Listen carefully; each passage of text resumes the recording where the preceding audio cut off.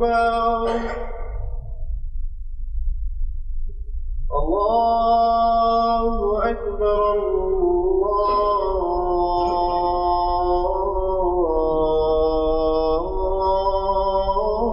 الله أكبر أشهد أن لا إله إلا الله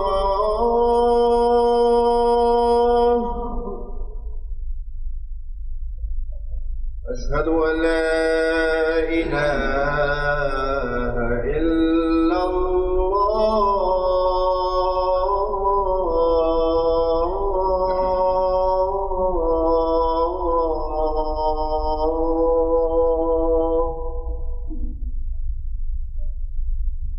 أشهد أن محمدًا رسول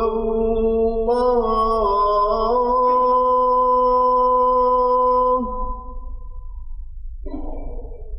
أشهد أن محمدًا رسول الله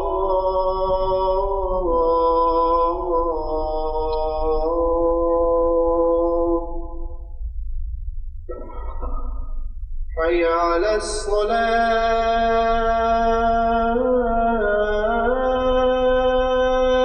الصلاة حي على الصلاة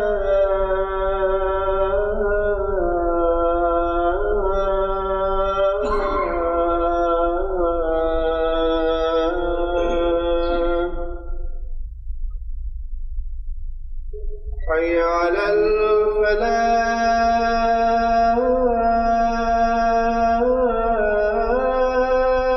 الفلاح حي على الفلاح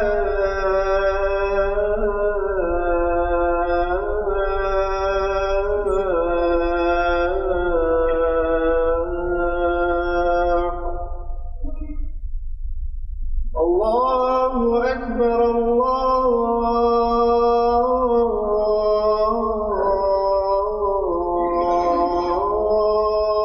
الله أكبر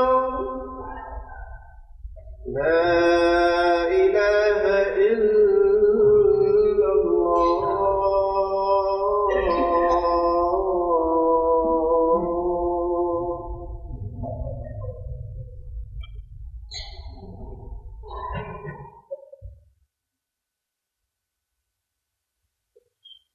السلام عليكم ورحمة الله.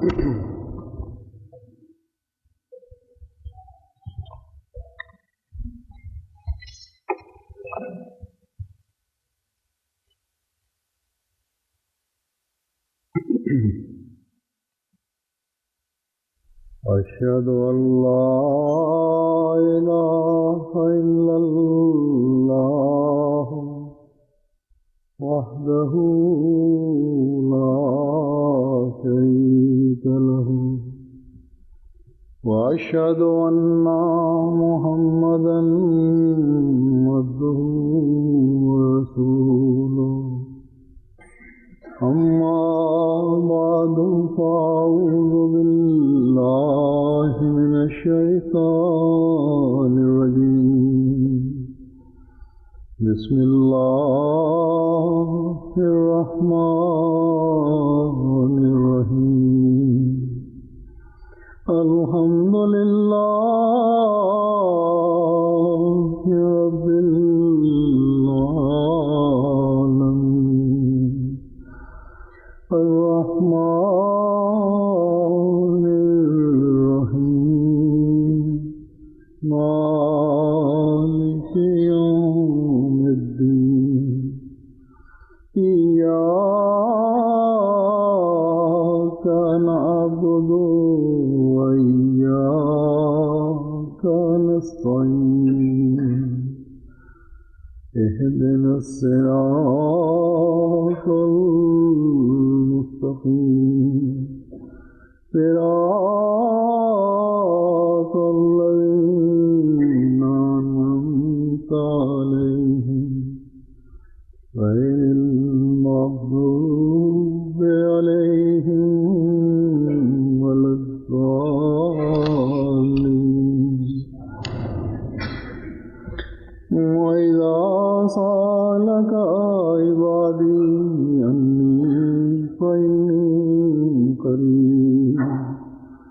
مجيب دعوة الداع إذا دعان فليستجيبوا لي وليؤمنوا بي لعلهم يرشدون.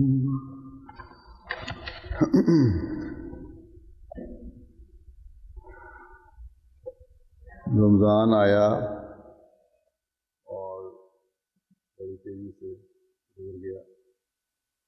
चंद रोज़ बच गए हैं, 5-6 दिन।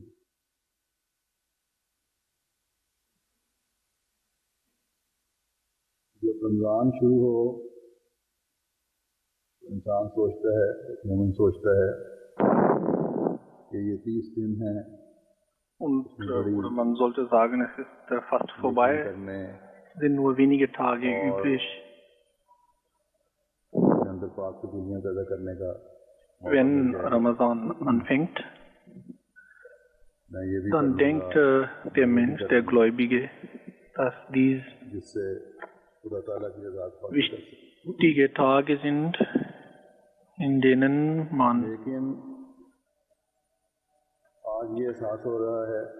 die Möglichkeit bekommen wird, gute Änderungen in sich zu führen, gute Taten zu vollbringen. Ich werde dies machen und jenes machen und Gottes Gefallen erregen. Aber heute haben wir den Eindruck, dass nur wenige Tage mehr übrig sind und wir haben schon heute den letzten Freitag des Ramadans. Wir haben nichts erreicht. Ein richtiger Gläubiger denkt immer so.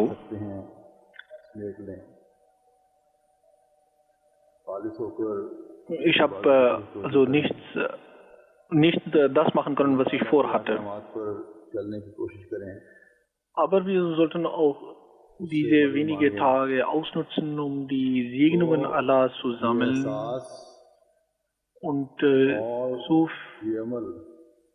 oft und so viel wie möglich an gute Taten zu vollbringen. Wir sollten versuchen, gemäß den Anweisungen Allahs zu handeln und ihn um Hilfe bitten.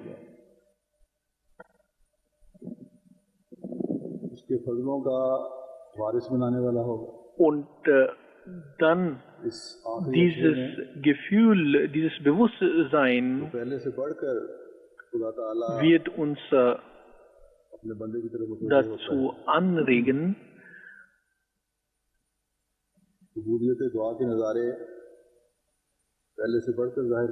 seinen Gefallen zu suchen, Dua zu machen und Gottes Segnungen zu erben. Und wenn man so sich darum bemüht, dann wendet sich auch Gott diesem Menschen zu und zeigt die Zeichen seiner Liebe.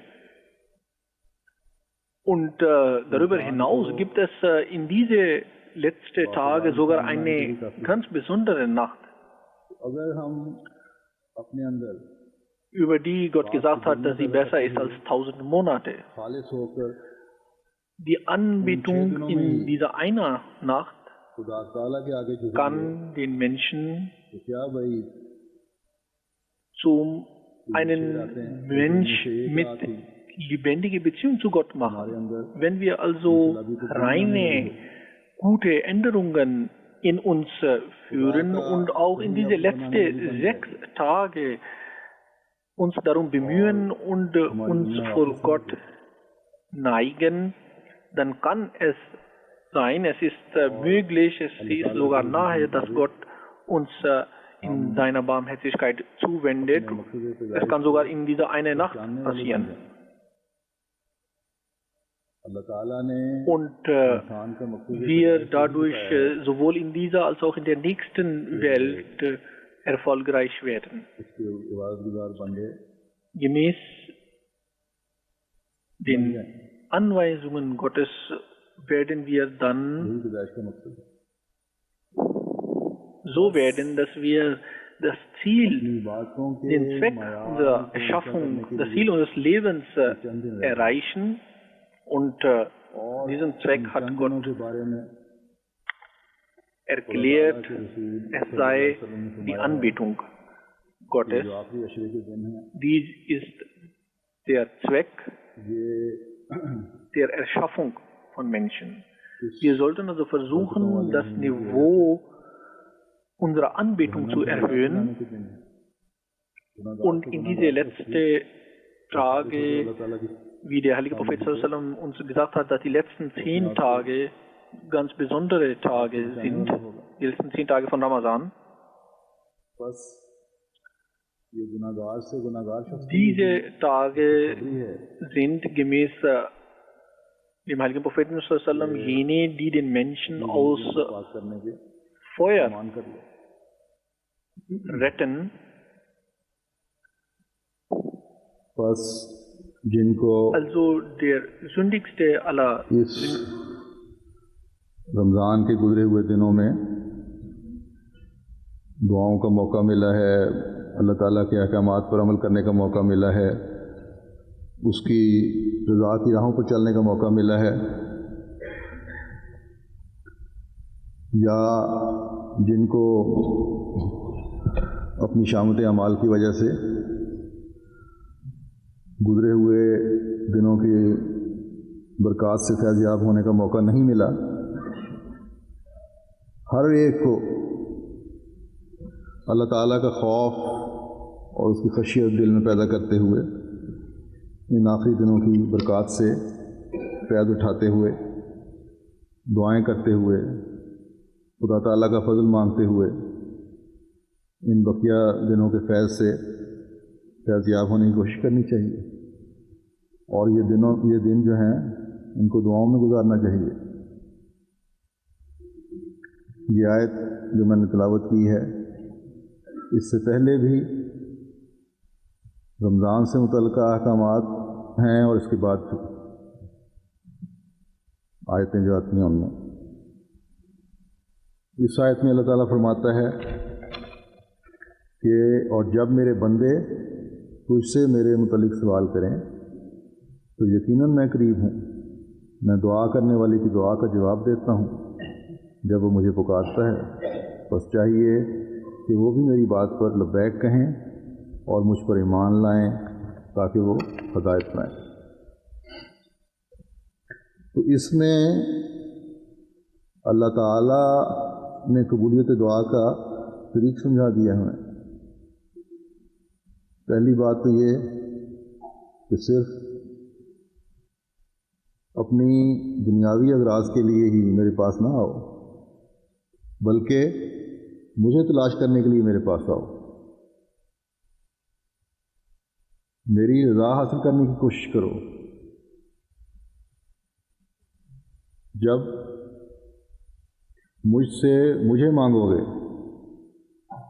تو پھر میں تمہیں بتاؤں گا کہ میں تمہارے سے دور نہیں ہوں، میں تو تمہارے قریب ہوں، بلکہ تمہاری شہر حد سے بھی زیادہ قریب ہوں،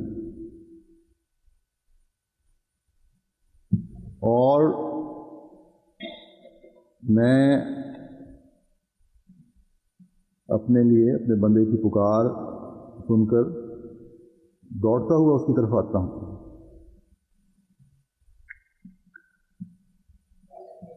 مگر تم اس طریقے اور سلیقے سے مجھے پکارو تو صحیح،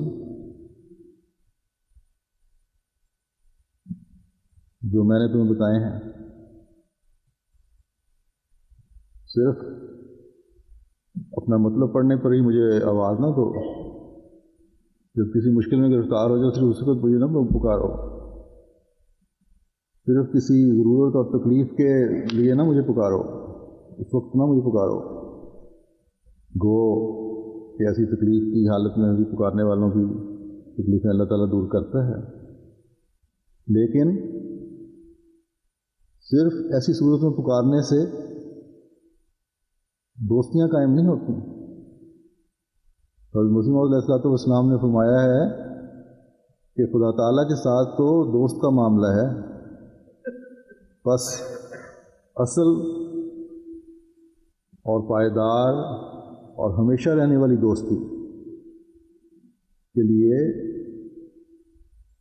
دوست کی باتیں بھی ماننی پڑتی ہیں۔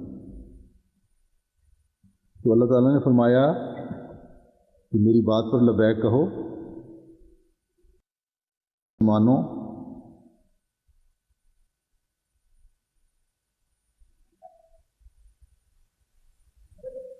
تو پھر ہی ہماری دوستی پکی ہوگی۔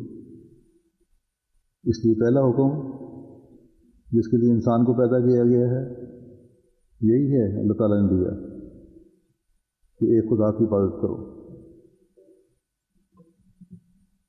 صرف رمضان کے 30 دن جو ہیں یہ باتوں کے لیے نہیں ہیں، لیکن فرمایا کہ میرا حکم یہ ہے کہ مستقل عبادت کرو، روزانہ کی 5 نمازیں باجماعت ادا کرو، یہ فرض کی گئی ہیں۔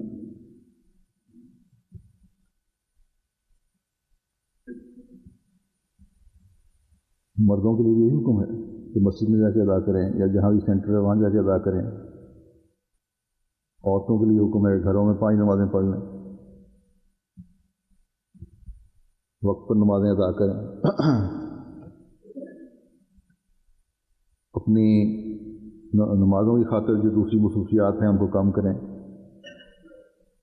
جس طرح آج کل رمضان میں ہر ایک کوشش کر کے نمازوں کی طرف توجہ دے رہا ہوتا ہے، قرآن پڑھنے کی طرف توجہ دے رہا ہوتا ہے، دعاؤں کی طرف توجہ دے رہا ہوتا ہے، تو اس طرح رمضان کے بعد بھی وقت پر 5 نمازیں ادا کرو۔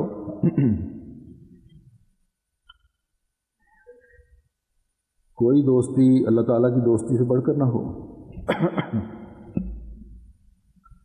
اس ذات پر ایسا ایمان ہو جو کسی اور پر نہ ہو، اور ہمیشہ اسی کو مدد کے لیے پکارو۔ یہ نہ ہو کہ بعض دفعہ بعض معاملات میں مدد کے لیے تم غیر اللہ کی طرف جھک جاؤ، ان سے مدد مانگنے لگو۔ اگر یہ صورت ہوگی تو یہ کمزور ایمانی حالت ہے، اور اللہ تعالیٰ فرماتا ہے کہ اپنی ایمانی حالت کو بڑھاؤ، میرے پر پختہ اور کامل یقین رکھو۔ ہم کہہ تو دیتے ہیں کہ ہمیں خدا پر بڑا پکا ایمان ہے، لیکن بعض دفعہ ایسے عمل سرزد ہو جاتے ہیں جو ہمارے دعوے کی نفی کر رہے ہوتے ہیں۔ ایمان کی تعریف یہ ہے کہ حق کی یا سچائی کی تصدیق کر کے اس کا فرمان بردار ہو جائے۔ اب ہر ایک اپنا جائزہ لے کہ حضرت مسیح موعود علیہ السلام کو ماننے کے بعد، یہ تصدیق کرنے کے بعد کہ آپ خدا کے مسیح ہیں اور حق پر ہیں۔ Wenn man eine Wahrheit sieht, sie anerkennt und demgemäß handelt, dass man über sich nachdenkt, dass man Masih Islam erkannt hat, gesehen hat, dass war ein wahrhaftiger Mensch war, in seine Jamaat eingetreten ist, und ob man jetzt gemäß seiner Lehren, seiner Botschaft handelt oder nicht. Allah hat im Koran für uns viele Anweisungen gegeben. Inwieweit handeln wir gemäß dieser Anweisungen und zeigen unsere Unterwürfigkeit gegenüber Gott?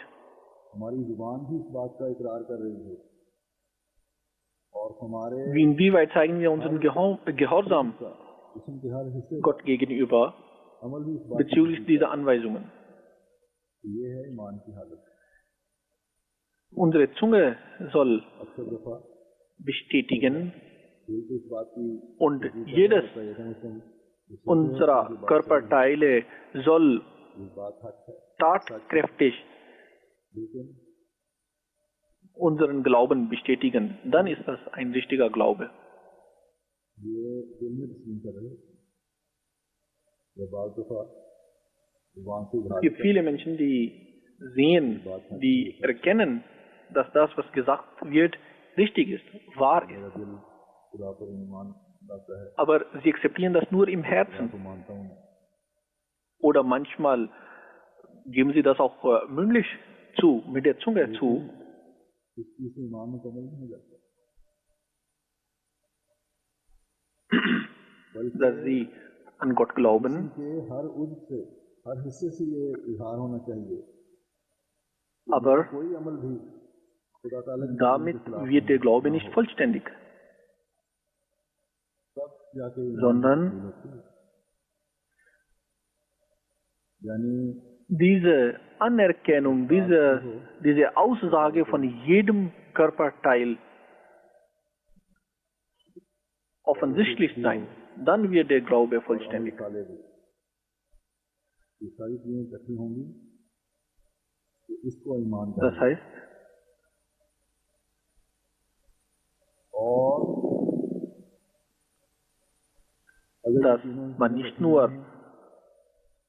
im Herzen an Gott glaubt, sondern mit Zunge das bestätigt und mit guten Taten मेरे पर ईमान लाओ, es sicherstellt. अब देखें कितने अहकामात Wenn alle diese drei Sachen zusammen sind, अमल करते हैं, dann इबादत को भी ले लें, hat man den vollständigen Glauben. Also sagt Gott, glaubt an mich अल्लाह ताला के बंदों के हुकूक हैं, und glaubt so daran. Nun sehen Sie, wie viele Anweisungen अपने मफाद Gottes gibt es. Wie viele davon befolgen wir? Es gibt Rechte der Menschen.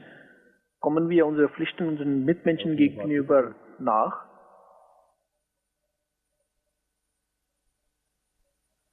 फिर अल्लाह ताला ने फरमाया है कि मुझसे दुआ मांगो Wenn es um persönliche और Angelegenheiten geht, dann vergisst man all diese Rechte und Pflichten allzu leicht. Dann hat Gott gesagt, ihr sollt zu mich um Hilfe bitten, ihr sollt Dua machen und dann standhaft Dua machen und immer weiter. जब इतना कर रहे होते हैं तो अपने मकसूद को पा लेते हैं। Allah hat dies zum Zeichen für die Gläubigen erklärt, dass ताला की रजा है।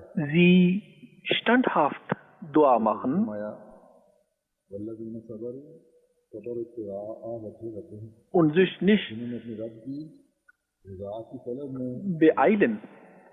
Und was sie अल्लाह ताला की वजह से und worum sie da bitten, ist der Gefallen Allahs. मांगते हैं और उनसे मांगते चले जाते हैं और अल्लाह ताला ने जैसे फरमाया उनमें दुआओं को सुनता भी है, Wer also für बशर्ते कि Gott हाथ अदा किया जाए standhaft bleibt, standhaft ihn और bittet, मकसद भी उनका ये हो कि मेरी रजा हासिल करनी है। für die hat Allah versprochen, dass er ihre Gebete hören wird, वो तो फिर मिल ही जाएंगे, akzeptieren wird. रजा हासिल हो जाएगी। Und आया कि सलामुन das Ziel dieser Bitten soll sein, den Gefallen Allahs साबित करने की वजह से zu erhalten. सलामती हो, तुम्हारे इस तरह मांगने की वजह से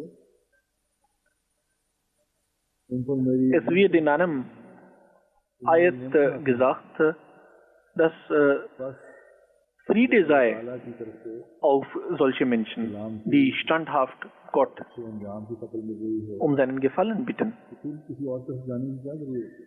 Ihr werdet meine Segnungen, सबर से meine Huld, meine Gnaden erhalten और जब हम und erfahren. दुआओं में खुदा ताला से उसकी रजा Wenn man also all dies in Aussicht gestellt bekommt, sowohl in dieser Welt als auch in der nächsten Welt, warum soll man dann sich anderen zuwenden? मुंह से ऐसी दुआएं नहीं निकलेंगी जो बाज़ दफ़ा Wenn wir also den Gefallen Allah, seine Nähe suchen und sie finden, dann brauchen wir nicht um andere Sachen zu kümmern und für andere Sachen zu bitten. अपनी ज़ात पर लालच है Dann werden wir nicht um solche Sachen bitten, die Gott nicht gefallen. दुनियावी ज़रूरियात में हासिल उनका महवर हो Dann werden wir nicht उनके गिर्द घूम रही हो दुनियावी ज़रूरियात के uns dazu benötigt sehen, Gott um Sachen zu bitten, die nur unserem Ego dienen, nur uns खुद ही हमारी ज़रूरियात weltlich nutzen.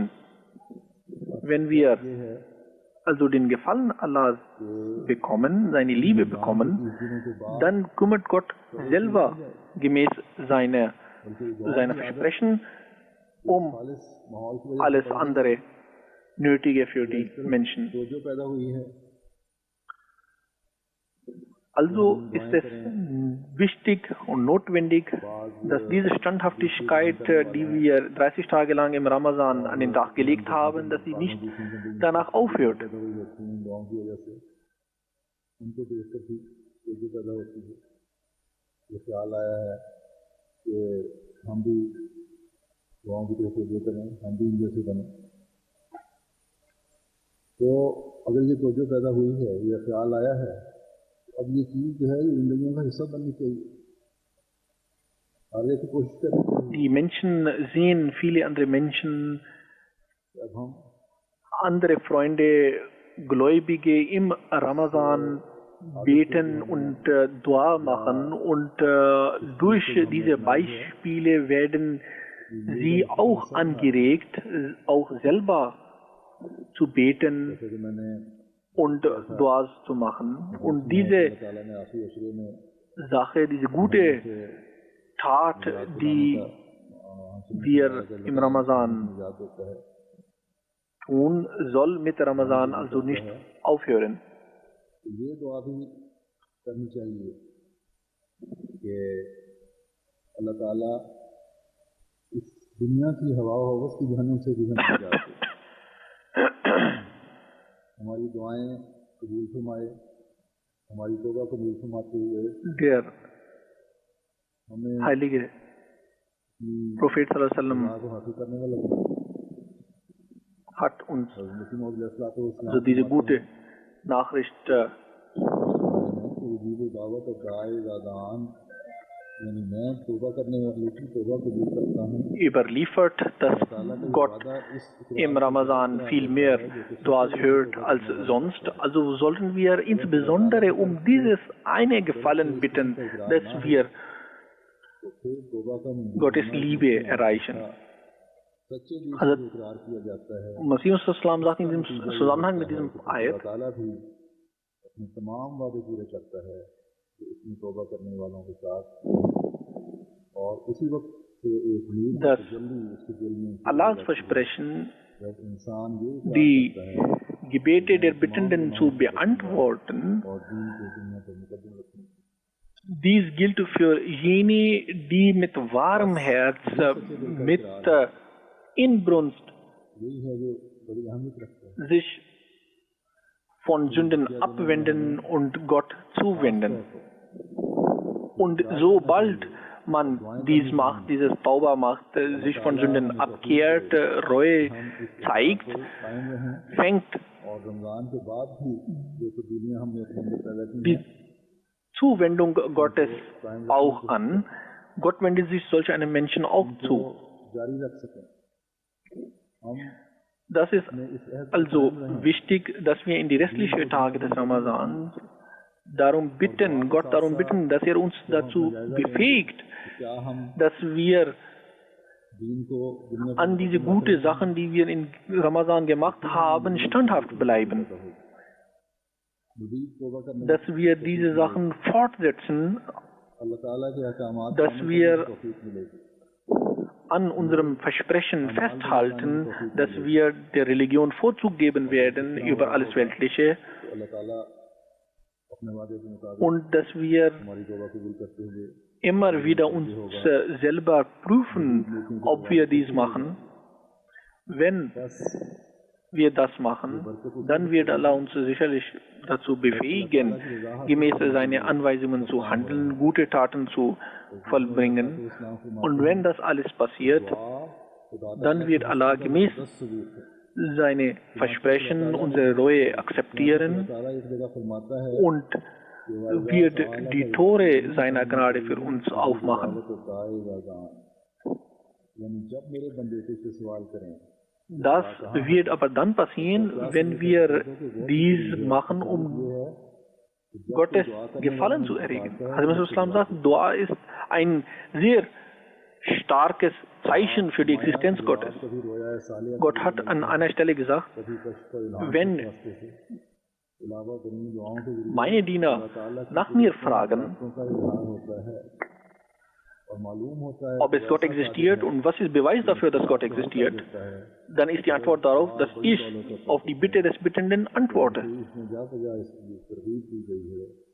Diese Antwort kann in Form von Traum sein, Form von Vision oder Form von Offenbarung.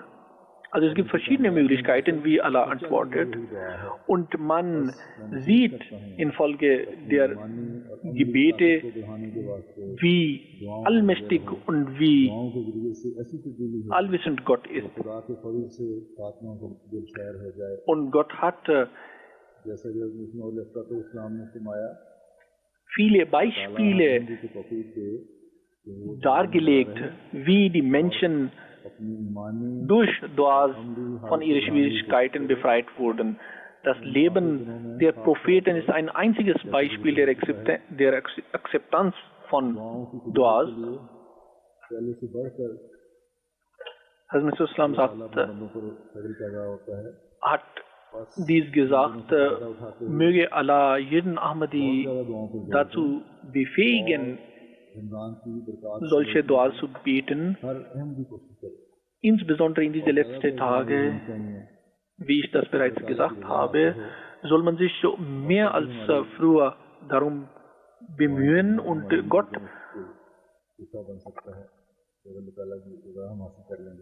antwortet auch mehr als sonst auf Duas. Jeder einzelne Ahmadi soll sich darum bemühen. Und er soll sich darum bemühen, dass er den Gefallen Allahs erregt und dieses immer in Dua, zu machen, kann uns nur dann gewährt werden, wenn wir den Gefallen Allahs erregen.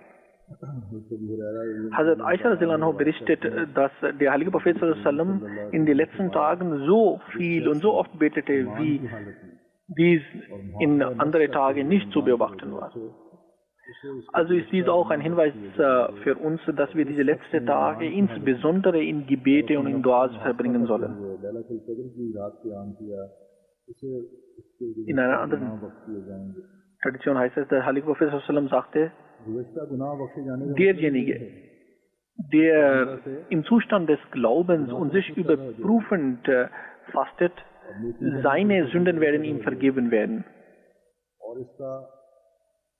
Und wer in solchem Zustand die besondere Nacht vollbringt, alle seine zukünftigen Sünden werden ihm auch vergeben werden.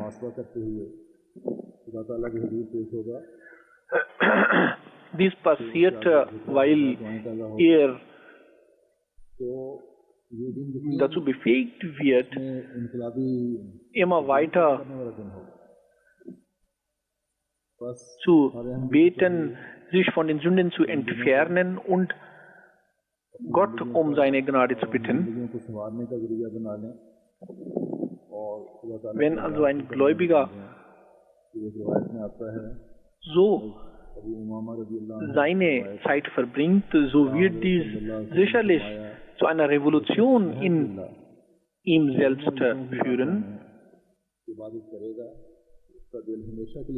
Jeder Ahmadi sollte also versuchen, diese Tage dazu auszunutzen, sein Leben zu verbessern. Hazrat Abu Umama radhiyallahu berichtet, dass इनको मुस्तकिल बनाने के लिए हज़रत सल्लल्लाहु अलैहि वसल्लम ने कई खूबसूरत अंदाज में तरगीब दिलाई है। इनकी खुशियों में अक्सर लोग भूल जाते हैं, रोज़ों में ईद आने में कि नमाज ही वक्त पढ़नी है कि नहीं। तो रात की इबादत की तरफ, नवाफिल की तरफ तवज्जो दिलाकर ये बता दिया कि फ़राइज़ तो तुमने पूरे करने ही हैं, लेकिन अगर हमेशा की रज़ा और खुदा ताला की खुशनुदी हासिल करनी है तो रातों को भी इन दिनों में इबादत से सजाओ रमज़ान के बाद भी, और ख़ास तौर पर ऐसे मौक़ों पर जब किसी के मौके होते हैं, जब आदमी को दूसरे तरफ से जो ज़्यादा बड़ी होती है। Freiwillige Gebete beten sollen. Die Pflichtgebete soll man ja sowieso ohnehin beten, aber darüber hinaus soll man freiwillig des Nachts beten.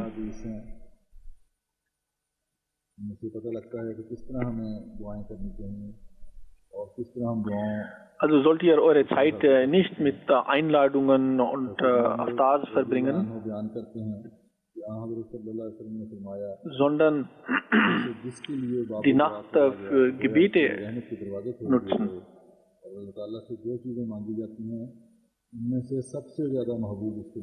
Diese Traditionen zeigen uns, wie wir beten sollen, wie wir unsere Zeit verbringen sollen. Der heilige Prophet sallallahu sagte, derjenige, für den das Tor des Betens aufgemacht wurde, des Duas aufgemacht wurde, für den ist das Tor der Gnade aufgemacht worden. Und der heilige Prophet sallallahu sagte,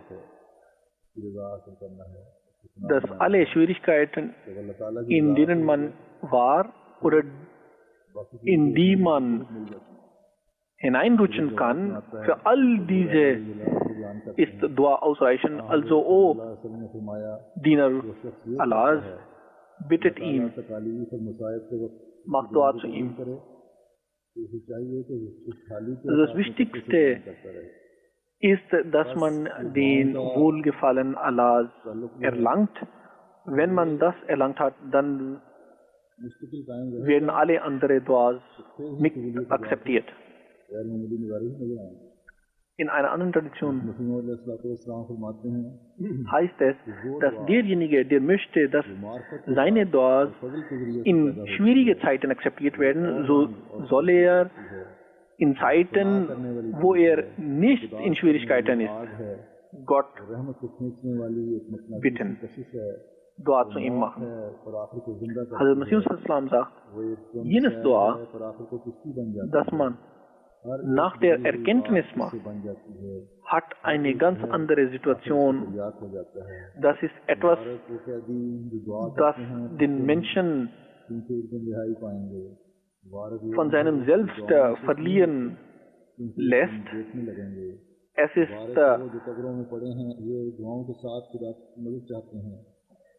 ist etwas, das alle Schwierigkeiten beseitigt und alle Ziele verwirklichen lässt. Gesegnet sind jene Blinde, die nicht aufhören, Dua zu machen, denn sie werden eines Tages sehen. Und gesegnet sind jene Tote, die in ihre Gräber liegen und nicht aufhören zu bitten, Dua zu machen, denn sie werden eines Tages von ihren Gräbern auferweckt werden. Und gesegnet seid ihr, wenn ihr nicht aufhört, Dua zu machen.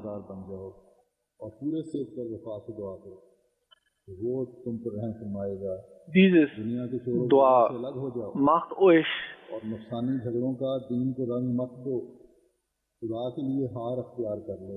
zum Verrückten nach Gott, der Gott, zu dem wir euch einladen, zu dem wir euch anrufen, ist sehr gnadenreich. Er vergibt. Also sucht ihn. Nimmt Niederlage für Gott hin, dann werdet ihr siegreich werden. Gott kommt von Gott und bringt zu Gott. Durch Dua kommt Gott so einem Menschen nahe, dass er näher ist als sein eigenes Leben.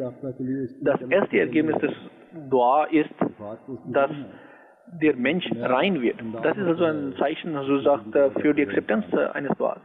Dann sagt der Islam, wenn der Mensch eine Änderung in sich durchführt, dann führt Gott auch eine Änderung in sich.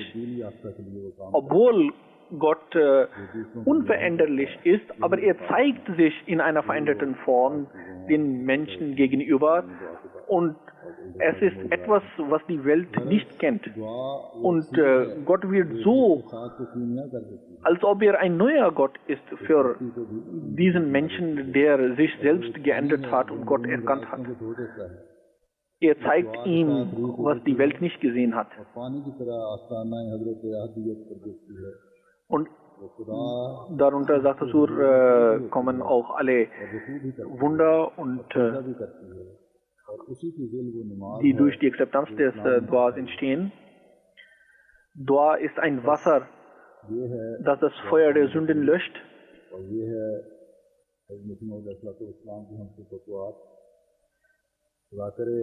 Wenn die Seele des Menschen vor Gott steht, sich niederbeugt und niederwerft, dann ist das das Gebet, das Gott uns gelehrt hat.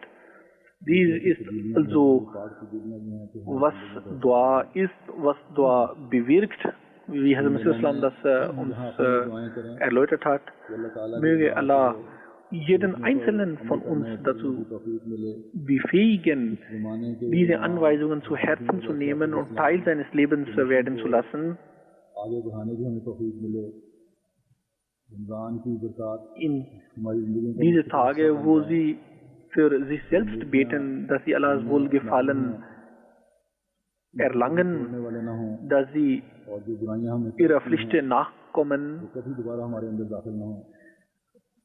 dass wir dazu befähigt werden, die Mission des verheißenen Messias voranzubringen, dass jene gute Sachen, die wir in Ramazan gemacht haben, dass wir sie immer weiter vollbringen, und jene böse Taten, die wir verlassen haben im Ramazan, dass wir von denen immer fernbleiben, dass auch unsere Nachkommen gottesfürchtig sind.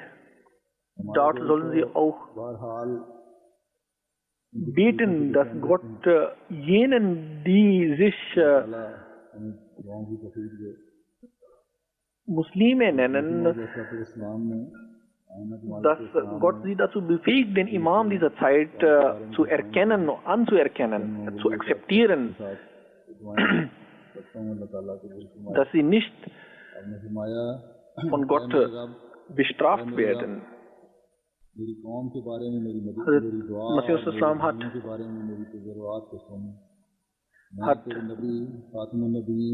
für die Umma einige Gebete niedergeschrieben. So sagt, O mein Herr,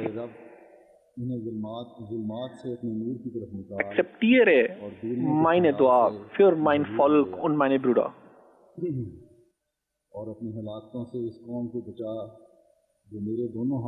Ich bitte dich um deines Propheten sallallahu alaihi wasallam willen, O mein Herr, zieh sie aus der Dunkelheit und führe sie ins Licht und führe sie in deiner Präsenz und rette dieses Volk vor dem Untergang.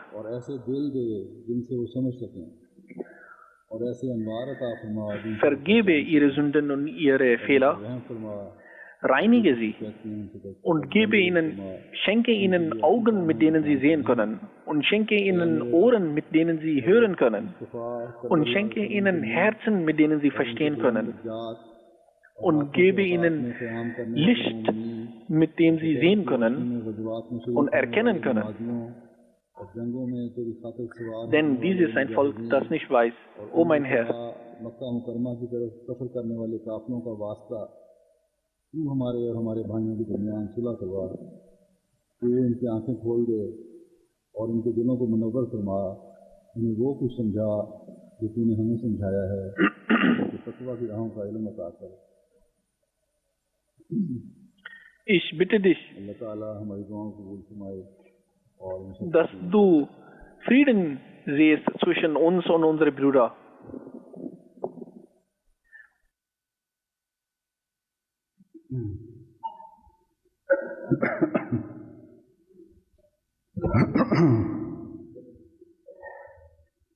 الحمد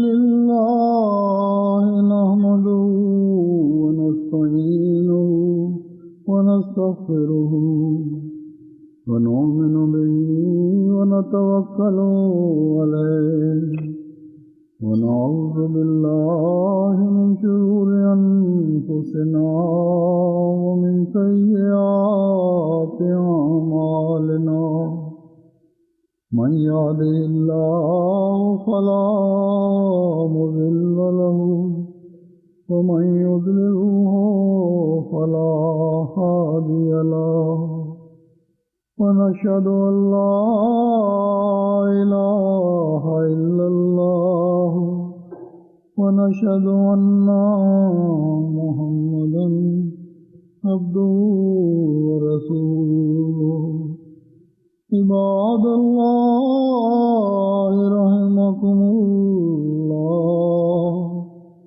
إن الله يأمر بالعدل والإحسان وإيتاء ذي القربى وينهى عن الفحشاء والمنكر والبغي يعظكم لعلكم تذكرون اذكروا الله يذكركم وادعوه يستجب لكم ولذكر الله أكبر